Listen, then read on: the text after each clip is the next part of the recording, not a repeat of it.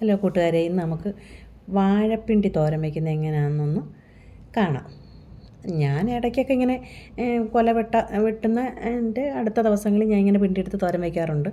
അപ്പോൾ ഞാൻ ഓർത്ത് ഇന്ന് നിങ്ങളുമായിട്ടും കൂടെ അതൊന്ന് ഷെയർ ചെയ്യാമെന്ന്. അപ്പം ഇത് മിക്കവാറും ഉള്ളവരൊക്കെ ചെയ്യുന്നതായിരിക്കും, കുറച്ച് പേർക്കൊക്കെ ഉള്ളതായിരിക്കും അറിഞ്ഞുകൂടാത്തത്. അപ്പോൾ അറിഞ്ഞുകൂടാത്തവർക്ക് വേണ്ടി ഞാനൊന്ന് പറയുന്നു എന്നുള്ളതേ ഉള്ളൂ കേട്ടോ.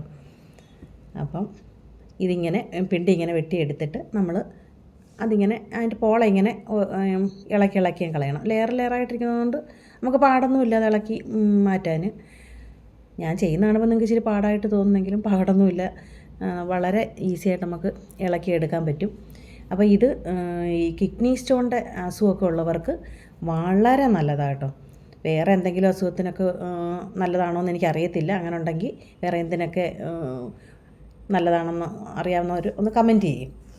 അപ്പോൾ ഇത് ഞാനിങ്ങനെ ഇളക്കിയെടുത്തിട്ട് എനിക്ക് മോൾക്ക് കിഡ്നി സ്റ്റോണിൻ്റെ പ്രശ്നം വന്നപ്പോൾ ഞാൻ ഇതിങ്ങനെ ഈ പിണ്ടി ഇങ്ങനെ എടുത്ത് അത് ജ്യൂസ് അടിച്ച് മോക്ക് കൊടുക്കുമായിരുന്നു. അതെങ്ങനെയെന്ന് ഞാൻ പറഞ്ഞുതരാം. അപ്പോൾ വേറെ എന്തെങ്കിലുമൊക്കെ നല്ലതാണോ എന്ന്, എന്തെങ്കിലുമൊക്കെ നല്ലതായിരിക്കുമല്ലോ. അപ്പം അറിയാവുന്നവർ കമൻറ്റ് ചെയ്യണേ. ഇങ്ങനെ പിണ്ടി അത് എല്ലാം ഇളക്കി വൃത്തിയാക്കി എടുത്ത് കൊണ്ടുവന്നിട്ട് നമ്മളിത് റൗണ്ടായിട്ട് അരിഞ്ഞെടുക്കണം.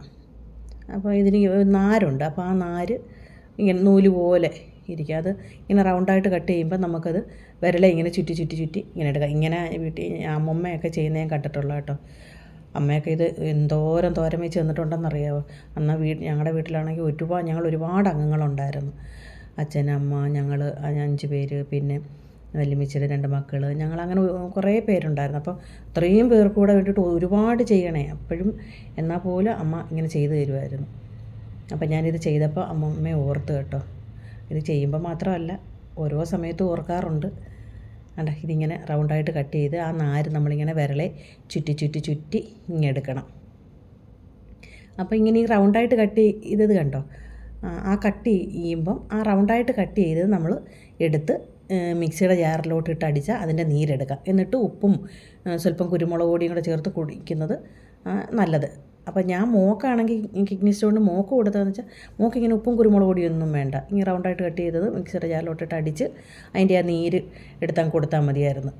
മോക്ക് ഭയങ്കര ഇഷ്ടമായിരുന്നു, മോളെ കുടിച്ചോളുമായിരുന്നു. വളരെ നല്ലതാണ് കേട്ടോ.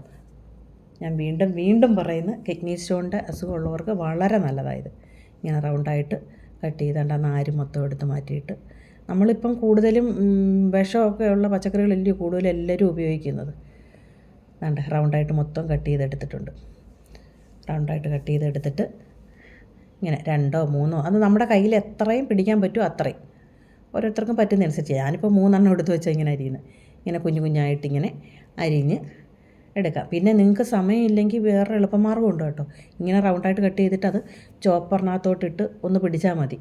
അപ്പം എളുപ്പം അരിഞ്ഞ് തരും. ഇങ്ങനെ ഓരോന്നെടുത്ത് വെച്ച് ഇങ്ങനെ അരിയാൻ നിൽക്കേണ്ട. പക്ഷേ ഇങ്ങനെ റൗണ്ടായിട്ട് കട്ട് ചെയ്തിട്ടേ ചോപ്പറിനകത്ത് ഇടാവൂ കേട്ടോ. കാരണം റൗണ്ടായിട്ട് കട്ട് ചെയ്യുമ്പോൾ നമ്മൾ അതിനകത്ത് നാരൊക്കെ എടുത്ത് കളയാൻ എന്നാലേ പറ്റത്തുള്ളൂ നമുക്ക്. എന്നിട്ട് നമ്മൾ ഈ റൗണ്ടായിട്ട് കട്ട് ചെയ്ത ആ പീസുകളെല്ലാം കൂടെ ചോപ്പറിനകത്തോട്ട് എടുത്തിട്ട് അരിഞ്ഞാൽ എളുപ്പം കഴിയും. നല്ലതാണ്. നമ്മൾ കൂടുതലും അല്ലാത്ത പച്ചക്കറികളല്ലേ ഉപയോഗിക്കുന്നത്. അപ്പം പണ്ടൊക്കെയെന്ന് പറഞ്ഞാൽ പിണ്ടി, കൂമ്പ്, പിന്നെ എന്താ പറയുന്നത്, ചേനയുടെ തട, അങ്ങനെയൊക്കെയുള്ള സാധനങ്ങളല്ലേ നമുക്ക് പണ്ട് വീടുകളിൽ തോരൻ വെച്ച് തരുന്നത്. പ്രത്യേകിച്ച് നാട്ടിൻപുറത്തൊക്കെ മൊത്തം ഇങ്ങനെ അരിഞ്ഞ് വൃത്തിയാക്കി എടുത്തിട്ടുണ്ട്. അപ്പം ഇത് നമ്മൾ കുറച്ച് വെള്ളം ഒഴിച്ച് നല്ലതായിട്ട് കഴുകി വാരി എടുക്കണം. അഴുക്കൊന്നുമില്ല, പക്ഷേ എന്നാലും നമ്മൾ കുറച്ച് വെള്ളം ഒഴിച്ച് ഇത് നല്ലതായിട്ട് ഞെരടി പിഴിഞ്ഞ് വേണം എടുക്കാൻ. ഇങ്ങനെ തന്നെ നമ്മൾ ഈ ചേനയുടെ തട എടുത്ത് തോരൻ വയ്ക്കുന്നത് അതിങ്ങനെ റൗണ്ടായിട്ട് അരിയണ്ട, അല്ലാതെ തന്നെ അരിയുന്നത്. പക്ഷേ ഇങ്ങനെ കഴുകി വരുന്നത്. അതും ഇങ്ങനെ കഴുകി ആ വെള്ളം മൊത്തം ഞെക്കിപ്പിച്ച് കളയണം. കാരണം പിണ്ടിക്കകത്ത് തന്നെ വെള്ളമുണ്ട്. അതിൻ്റെ ഇടയിൽ കൂടെ നമ്മൾ പിന്നെ ഈ കഴുകാൻ ഒഴിച്ച വെള്ളവും കൂടെ അതിനകത്ത് പിടിച്ചിരിക്കരുത്. അതൊന്ന് നല്ലതായിട്ട് ഞെക്കിപ്പിച്ച് വേണം എടുക്കാനും. പണ്ട് നമുക്ക് ഞങ്ങളുടെ വീട്ടിലാണെങ്കിൽ അമ്മമ്മയാണെങ്കിൽ ഞങ്ങൾക്ക് ഇങ്ങനെ പിണ്ടി, കൂമ്പ്, ചേനത്തട, പിന്നെ മത്ത ഇല അങ്ങനെയൊക്കെ ഉള്ള ഇതായിരുന്നു തോരൻ വെച്ചിരുന്നത്. എന്ത് രസമായിരുന്നു കഴിക്കാൻ. ഇപ്പം നമ്മൾ എളുപ്പത്തിന് ഓടിപ്പോയി പച്ചക്കറി വാങ്ങിച്ചുകൊണ്ട് വരും, അതിൽ നിന്ന് എന്തെങ്കിലും എടുത്ത് അവിയൽ വയ്ക്കും, അല്ലെങ്കിൽ തോരൻ വയ്ക്കും. അങ്ങനെയൊക്കെയുള്ള നമ്മളിപ്പോൾ ചെയ്യുന്നത്. ഇപ്പോൾ ഇങ്ങനെയൊക്കെ ഉള്ളത്. അപ്പം നിങ്ങളും ഇതൊന്ന് ട്രൈ ചെയ്ത് നോക്കുക കേട്ടോ. എന്നിട്ട് നിങ്ങൾക്ക് ഇഷ്ടമാവുകയാണെങ്കിൽ നിങ്ങൾ കമൻറ്റ് ചെയ്യണേ. എല്ലാം നമുക്കിങ്ങനെ ഞെക്കിപ്പിച്ച് ഇഞ്ഞെടുക്കാം, വെള്ളം കളഞ്ഞ് വൃത്തിയാക്കി ഇഞ്ഞെടുക്കാം. എളുപ്പമാണ്. ബാലൻസ് വരുന്നത് ഞാൻ ആ അരിപ്പിനകത്തോട്ട് ഇങ്ങനെ ഒന്ന് അരിച്ചിങ്ങ് എടുത്ത് അടി മട്ട് ഞാൻ അങ്ങനെ ഒഴിക്കുന്നില്ല. നമ്മൾ കഴുകി വൃത്തിയാക്കി എടുത്തേ മണ്ണൊന്നുമില്ല, എന്നാലും അടിയിലത്തെ അങ്ങ് മാറ്റി ബാക്കി ഇത്രയും കഴുകി നല്ല ഭംഗിയായിട്ട് എടുത്ത്. കണ്ടോ ആ വെള്ളം, കണ്ടോ വെള്ളത്തിനകത്ത് അഴുക്കൊന്നുമില്ല.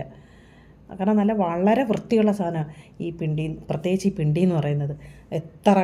എത്ര പോളയ്ക്കകത്തിരിക്കുന്ന സാധനമാണ് അത്. അപ്പം വളരെ നല്ലതാണ്, ഹെൽത്തി ആയിട്ടുള്ളൊരു ഫുഡാണ്. അപ്പോൾ എല്ലാവരും ഒന്ന് ട്രൈ ചെയ്ത് നോക്കണം. എളുപ്പമാണ്. എൻ്റെ നാടൻ കറിവേപ്പില ഇനി ഞാൻ കൂട്ട് തയ്യാറാക്കാം നമുക്ക്. അപ്പോൾ അതിന് തേങ്ങ, കാന്താരി, വെളുത്തുള്ളി, ജീരകം, മഞ്ഞൾപ്പൊടി, ഇത്രയും സാധനങ്ങൾ മാത്രം മതി. എൻ്റെ ജീരകട്ടീനൊക്കെ കാലിയാവാറായി. ജീരകം കഴുകി ഉണക്കി വൃത്തിയാക്കി വെച്ചിട്ടുണ്ട് കേട്ടോ. ഓണമൊക്കെ അല്ലേ, അപ്പോൾ ഇനി ടിന്നൊക്കെ കഴുകി റെഡിയാക്കിയിട്ട് പൊടിച്ച് ഇടണം. ഞാനിങ്ങനെ ജീരകം ഇങ്ങനെ പൊടിച്ച് വയ്ക്കും, അപ്പോൾ എളുപ്പമാണ്. നല്ല നല്ല കാന്താരി താഴത്തെ അമ്മ തന്നത്, അത് ആ വട്ടയിലേ പൊതിഞ്ഞ് തന്നെ വെച്ചതാണ് ഞാൻ കേട്ടോ. എന്നിട്ട് ഇത്രയും മഞ്ഞൾപ്പൊടി, ആദ്യം ജീരപ്പൊടി ഇട്ടു, പിന്നെ മഞ്ഞൾപ്പൊടി ഇട്ടു, വെളുത്തുള്ളി, കാന്താരി ഇല്ലെങ്കിൽ പച്ചമുളക് ഇട്ടാലും മതി.